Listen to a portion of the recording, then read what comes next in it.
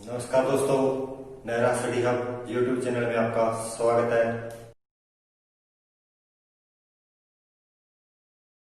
कुछ मित्र अपने कमेंटों में कुछ क्वेश्चन पूछ रहे हैं, तो उनसे निवेदन है कि स्क्रीन पर फेसबुक और इंस्टा आईडी का पॉपअप आ रहा होगा, कृपया वहां जाकर डीएम करें। अपने बात कर रहे थे हिंदी की, और हिंदी में अपनी विकारी शब्द कर रहे हैं, विकारी शब्दों में अपनी संज्ञा, सर्वनाम और विशेषण कर चुके हैं। आज अपने बात करते हैं दोस्तों क्रिया की, तो चलिए स्टार्ट करते हैं। अपने बात कर रहे हैं दोस्तों क्रिया की, कि किसी काम का करना या होना क्रिया कहलाती है। ये बिल्कुल आसान परिभाषा है दोस्तों, बिल्कुल आसान परिभाषा है, लेकिन इसको समझना उतना ही मुश्किल है दोस्तों। किसी काम का करना या होना, क्या भाव है इसका, क्या भाव है इसका, कहने का क्या मतलब है इसका कि किसी काम का करना। मैंने बोला कोई भी चीज़ क्रिया हो रही है, अपने चल रहे हैं तो भी वो क्रिया है। अपने कुछ फेंक रहे हैं, मैंने बोला मैं दौड़ रहा हूँ तो वो भी एक क्रिया है, ठीक है ना। कोई काम कर रहे हैं वो भी एक क्रिया है। तो इसी का इन्हीं शब्दों में ये लिखा हुआ है कि जिन शब्दों से किसी कार्य का होना या करना, किसी कार्य का होना या करना अथवा घटना के पूर्ण होने की सूचना मिलती है, अर्थात घटना के पूर्ण होने की सूचना मिलती है। कि मैंने बोला कि मैं लिख रहा हूँ, तो लिखना एक क्रिया है, और क्रिया के बिना कोई भी वाक्य पूर्ण नहीं हो सकता दोस्तों, ठीक है। तो अपने इसमें बोल सकते हैं कि जिन शब्दों में किसी कार्य का होना या करना अर्थात या घटना के पूर्ण होने की सूचना हमें मिलती है, उसे क्या कहेंगे, क्रिया। इसमें कुछ एक पॉइंट लिखा है दोस्तों, क्रिया के बिना वाक्य पूरा नहीं हो सकता, क्रिया के बिना कभी वाक्य पूरा नहीं हो सकता, ठीक है दोस्तों। क्रिया में क्या क्या चीज़ होती हैं, पहले अपने क्रिया के अपने कुछ उदाहरण पढ़ते हैं। सुरेश खेलता है, राम पढ़ता है, गीता सोती है, ठीक है दोस्तों। एक और उदाहरण लिखूं मैं, राम पुस्तक पढ़ता है, राम पुस्तक पढ़ता है, ठीक है। यहाँ पढ़ना क्रिया होगी, यहाँ खेलना क्रिया होगी, यहाँ पढ़ना क्रिया होगी, यहाँ सोना क्रिया होगी दोस्तों, ठीक है। यही क्रियाएं हैं, कोई भी अपने काम कर रहे हैं उसी को क्रिया बोलेंगे, किसी काम का होना या करना, ठीक है। कोई भी अपने काम कर रहे हैं वो किस में गिना जाएगा, क्रिया में चला जाता है दोस्तों, ठीक है। क्रिया में 3 प्रकार होते हैं दोस्तों, क्रिया में 3 प्रकार होते हैं। पहला होता है कर्ता, दूसरा होता है कर्म, और तीसरा होता है स्वयं क्रिया। तीसरी क्या होती है, स्वयं क्रिया दोस्तों, ठीक है। कर्ता स्वयं, हम स्वयं होते हैं, जो कार्य को कर रहा है उसे क्या कहेंगे, कर्ता। कार्य को करने वाला, जिसे क्या कहते हैं, अपने कार्य को करने वाला। कर्म अपने आगे बढ़ेंगे दोस्तों, ठीक है। और तीसरा होती है क्रिया की अपने बात कर रहे हैं कि जो कार्य हो रहा है उसे क्या बोलेंगे, क्रिया। कर्म थोड़ा सा बता देते हैं अपने, कि अगर किसी चीज़ का प्रभाव, किसी क्रिया का प्रभाव कर्ता पर ना पड़ के किसी अन्य चीज़ पर पड़ जाए तो क्या कहलाता है, कर्म कहलाता है, ठीक है दोस्तों। इसकी आगे अपने बात करेंगे।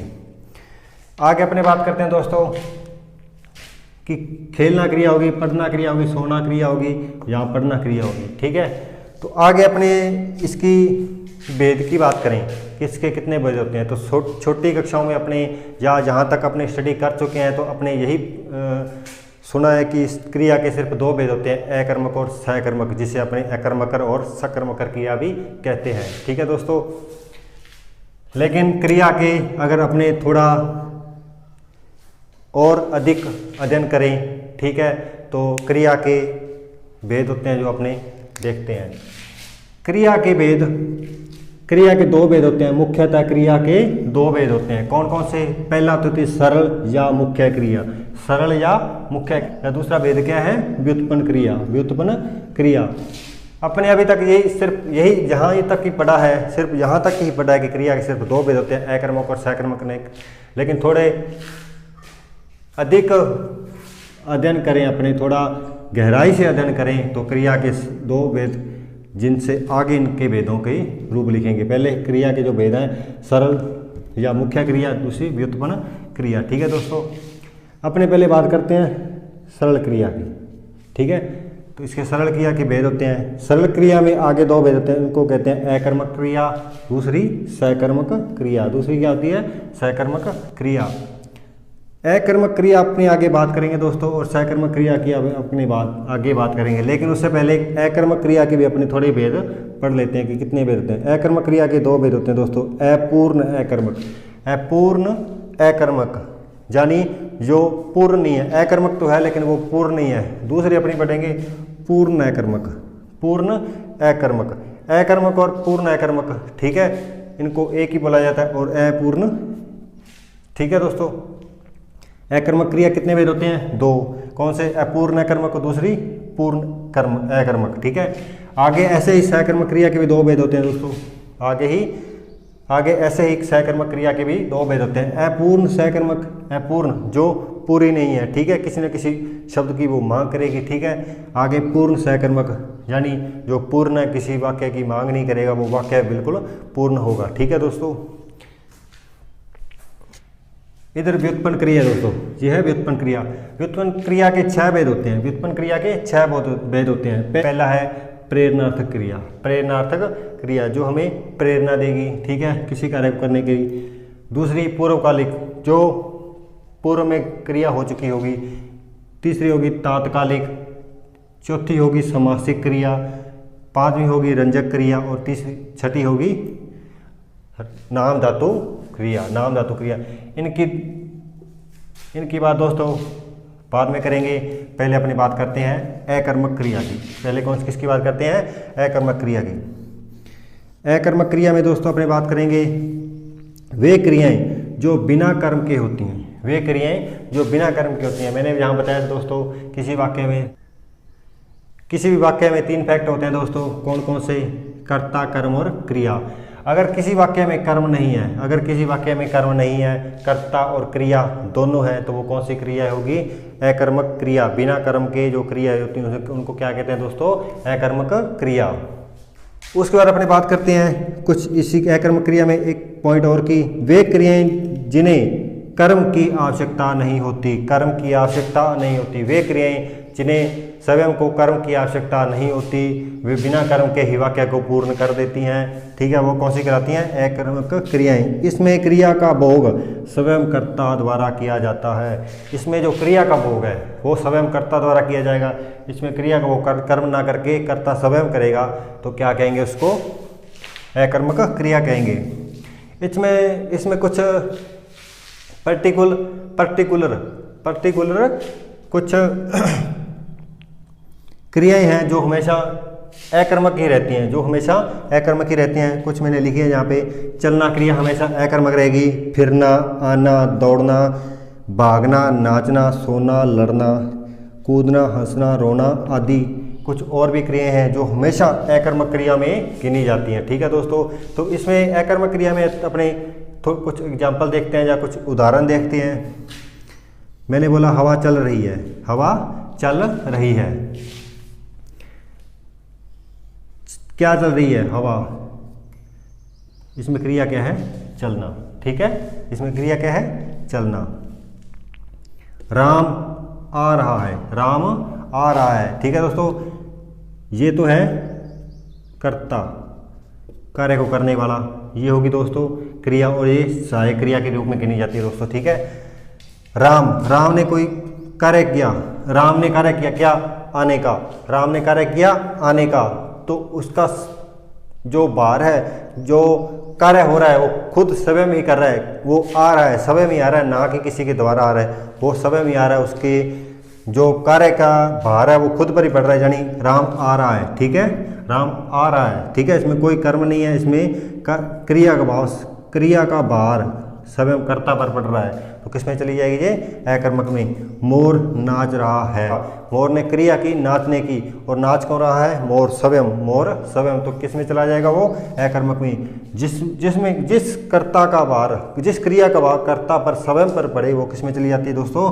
अकर्मक क्रिया में। जिस क्रिया का भार कर्ता पर स्वयं पर पड़े, वो किसमें चली जाती है दोस्तों? अकर्मक क्रिया में चली जाती है।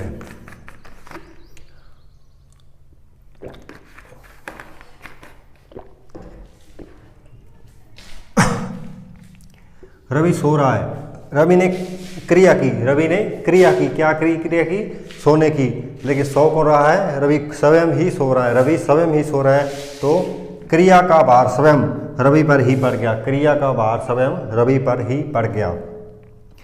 रेखा करता है, रेखा ने कार्य किया हंसने का, रेखा ने कार्य किया हंसने का, तो वो कौन हंस को रहा है? रेखा स्वयं ही हंस रही है, तो क्रिया का भार किस पे पड़ रहा है? स्वयं कर्ता पे। महेश दौड़ रहा है, महेश ने कार्य किया दौड़ने का, और दौड़ कौन? स्वयं रहा है, तो उसका खुद का दौड़ने का प्रभाव किस पर पड़ रहा है? महेश पर। तो या कहने का भाव है क्रिया का भाव यहाँ कर्ता पर स्वयं पर पड़ता है, ना कि किसी अन्य पर। जिस पर किसी अन्य पर न पड़ के कर्ता का भार, क्रिया का भार स्वयं कर्ता पर पड़ता है, उन्हें क्या कहते हैं? अपने अकर्मक क्रियाएं। दोस्तों जहाँ तक आपको समझ आया होगा दोस्तों, तो अपने आगे बात करते हैं अपूर्ण अकर्मक क्रिया में अपूर्ण अकर्मक और पूर्ण सहकर्मक, उसके बारे में बात करेंगे। पूर्ण सहकर्मक तो अपने पढ़ चुके हैं दोस्तों क्रिया के बारे में, ठीक है। क्रिया में अकर्मक क्रिया के बारे में पढ़ चुके हैं। जिस क्रिया का प्रभाव कर्ता पर स्वयं पर पड़ता है वो क्या कहलाती है? अकर्मक क्रियाएं। तो अकर्मक क्रियाएं के अपने दो भेद लिखे थे दोस्तों, अपूर्ण अकर्मक और पूर्ण अकर्मक क्रियाएं, ठीक है दोस्तों। अपने अपने करते हैं। मैंने लिखा पहले अपूर्ण अकर्मक क्रियाएं। अपूर्ण अकर्मक क्रियाएं कौन सी होती हैं? इसमें क्या होता है दोस्तों? कर्ता और क्रिया दो ही, ठीक है। वे क्रियाएं जो किसी पूरे शब्द की मांग करें, ठीक है। अपूर्ण अकर्मक में क्या होगा?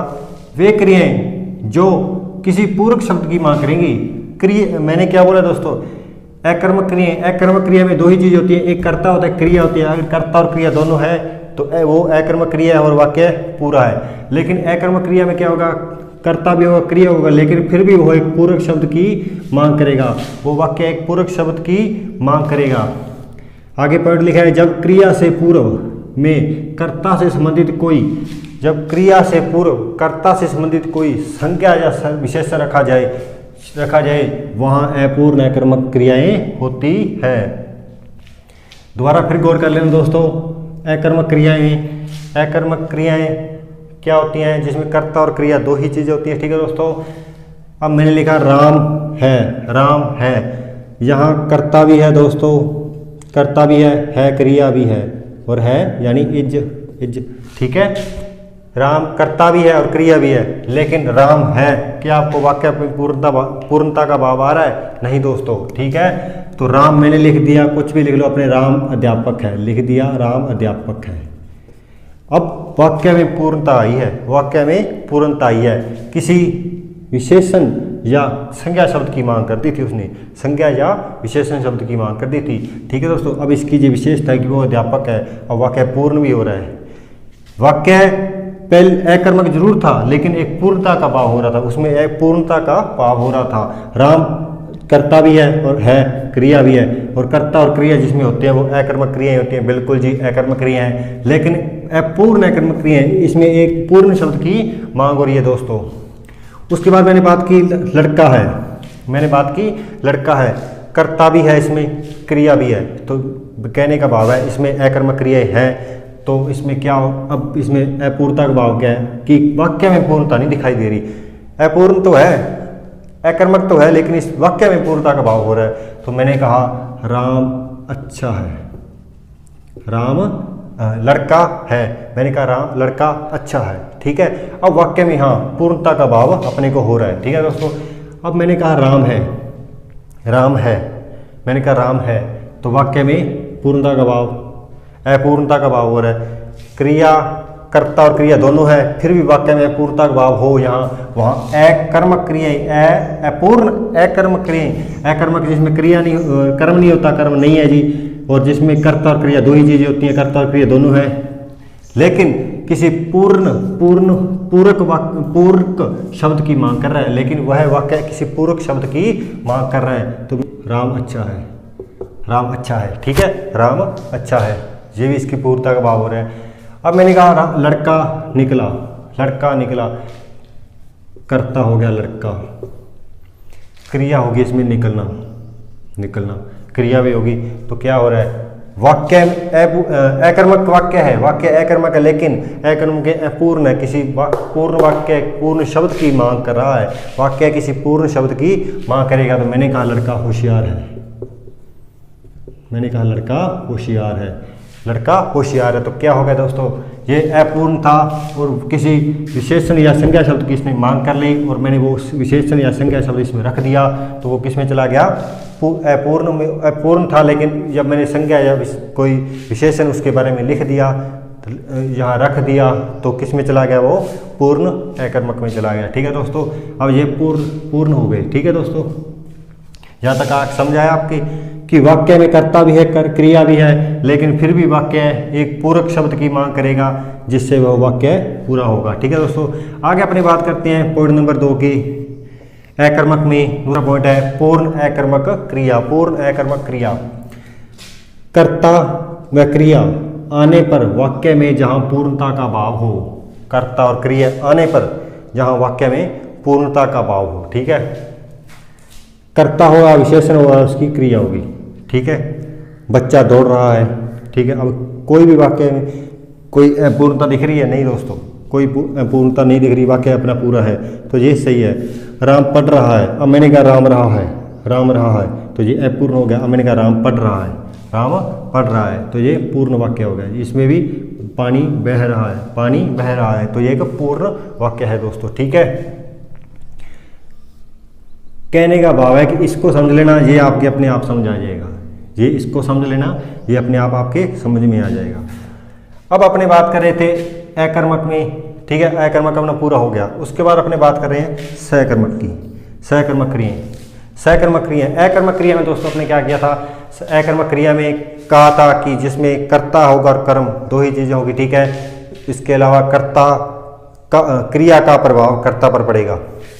सकर्मक में ये नहीं है दोस्तों, इसमें वे क्रियाएं जिन्हें कर्म की आवश्यकता होती है, वे क्रियाएं जिन्हें कर्म की आवश्यकता होती है, लेकिन मैंने अकर्मक में लिखा था वे क्रियाएं जिन्हें कर्म की आवश्यकता नहीं होती। सकर्मक में यानी सकर्म, कर्म के साथ, वे क्रियाएं जिन्हें कर्म की सर्वाधिक आवश्यकता होती है, कौन सी होती हैं, सकर्मक क्रियाएं, जहां क्रिया का प्रभाव कर्ता पर नहीं पड़ता, जहां क्रिया का प्रभाव कर्ता पर नहीं पड़ता, लेकिन अकर्मक में क्रिया का प्रभाव सीधा कर्ता पर पड़ रहा था। यहाँ क्रिया का प्रभाव कर्ता पर नहीं पड़ता, बल्कि किस पर पड़ेगा, कर्म पर पड़ेगा दोस्तों। ये बिना कर्म के संपन्न नहीं होती, ये बिना कर्म के कभी संपन्न नहीं होती। कहने का भाव है कि बिना कर्म के वाक्य कभी पूर्ण नहीं होगा सकर्मक क्रिया का। ठीक है, मोहन, अब मैंने कहा कुछ उदाहरण लिखे हैं। मोहन पुस्तक पढ़ रहा है, मोहन पुस्तक पढ़ रहा है। अगर मैंने पुस्तक को छिपा लिया तो ये कौन सा वाक्य चले हो जाएगा, ये हो जाएगा अकर्मक क्रियाएं, अकर्मक क्रिया। लेकिन मैंने पुस्तक लिख दिया। अब कहने का भाव, मैंने कहा था कि यहाँ क्रिया का प्रभाव कर्ता पर नहीं पड़ेगा, क्रिया का प्रभाव कर्ता पर नहीं पड़ेगा। पहले अपनी बात करेंगे कर्म क्या होता है, तो कर्म थोड़ी आपको एक बार अपने इसी पढ़ते हैं, उसके बाद अपनी बात करते हैं कर्म की। यहाँ ये हो गया जी कर्ता, ठीक है, ये हो गया इसका कर्म और ये हो गया इसका क्रिया। अब रोहन ने काम क्या किया, पढ़ने का, रोहन ने क्रिया कर दी पढ़ने की, ठीक है, और पढ़ा क्या, पुस्तक, पढ़ी क्या गई, पुस्तक। क्या इसका प्रभाव खुद राम पर पड़ा, जी नहीं, इसका प्रभाव पड़ा पुस्तक पर। पुस्तक का 1 पेज पढ़ दिया, 2 पेज पढ़ दिया, 3 पढ़ दिया, अगले दिन पुस्तक पढ़ दी, ठीक है। तो क्या होगा, किस क्रिया का प्रभाव किस पे पड़ा, पुस्तक पे, ना कि राम पर। राम ने तो क्रिया कर दी पढ़ने की, लेकिन वो पढ़ी क्या जा रही है, पुस्तक, ठीक है। वहाँ क्या था, लड़का खेल रहा है, लड़के ने काम किया खेलने का, और खेल कौन रहा है, खुद लड़का खेल रहा था, तो वो अकर्मक क्रियाएं थी। यहाँ इसने क्रिया की पढ़ने की, लेकिन पढ़ क्या रहा था, पुस्तक, पुस्तक। गीता गा रही है, गीता गा रही है, तो ये अकर्मक है। लेकिन मैंने कहा गीता गीत गा रही है, मैंने कहा गीता गा रही है, गीता ने क्रिया करनी गाने की, लेकिन उसने गीत क्या गाया, गीत। गीत की 1 पंक्ति पढ़ी, 2 पढ़ी, 3 पढ़ी, 7 पढ़ी, तो ऐसे गीत समाप्त हो गया। तो प्रभाव किस पे पड़ा, गीत पे। आगे बात करते हैं, राहुल फुटबॉल खेल रहा है। राहुल ने काम क्रिया की खेलने की, राहुल ने क्रिया की खेलने की, और खेला क्या जा रहा है, खेला क्या जा रहा है, फुटबॉल, खेला क्या जा रहा है, फुटबॉल। तो प्रभाव किस पे पड़ा, फुटबॉल पे, ठीक है दोस्तों। आगे अपने बात करेंगे सकर्मक क्रिया में कर्म क्या होता है और अपूर्ण सकर्मक क्रियाएं, पूर्ण सकर्मक क्रियाएं। आज के लिए इतना ही दोस्तों। अगर ये पढ़ाया हुआ दोस्तों आपको अच्छा लगा तो लाइक और शेयर जरूर करें और आप इस चैनल को सब्सक्राइब जरूर करें। से रिक्वेस्ट है कि इस वीडियो को जितना हो सके लाइक शेयर और सब्सक्राइब जरूर करें। धन्यवाद। जय हिंद।